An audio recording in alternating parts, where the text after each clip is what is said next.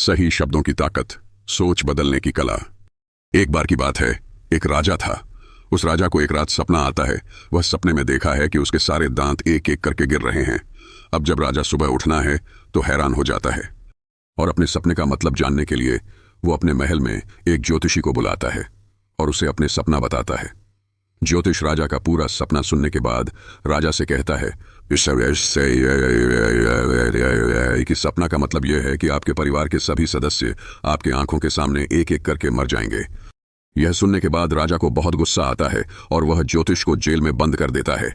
अब अगले दिन राजा दूसरे ज्योतिष को अपने महल में बुलाता है और उसे अपने सपने का मतलब पूछता है। वह ज्योतिष मुस्कुराते हुए राजा से कहता है कि महाराज, इस सपने का मतलब यह है कि आपकी उम्र आपके परिवार में सबसे लंबी होगी। राजा ज्योतिष का यह जवाब सुनकर खुश हो जाता है और उसे बहुत सारे सोने के सिक्के इनाम में दे देता है। दोस्तों, दोनों ज्योतिषी का कहने का मतलब एक ही था, लेकिन कहने का तरीका अलग था। शब्द अलग था, लेकिन मीनिंग एक ही था। इसी तरह अगर आपके पास बोलने का सही तरीका है, बात को बोलने के लिए सही शब्द, सही अल्फाज है, तो आप नेगेटिव बात को भी पॉजिटिव तरीके से बोल सकते हो। बिल्कुल इसी तरह एक बार एक अंधा आदमी रास्ते पर भीख मांग रहा था। उसके सामने एक कटोरा रखा हुआ था और उसके साइड में एक व्हाइट पेपर पर बड़े बड़े अक्षरों में लिखा हुआ था कि मैं आंखों से अंधा हूं, मुझे कुछ दान करके जाइए।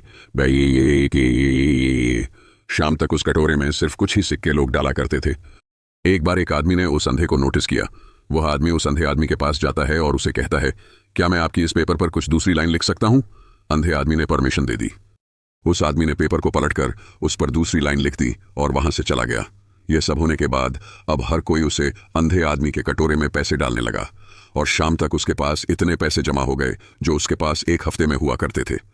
जब शाम को वही आदमी उस अंधे आदमी के पास आया तो अंधे आदमी ने उस आदमी से पूछा कि तुमने इस पर ऐसा क्या लिखा है जो लोगों ने मुझे इतना सारा दान कर दिया?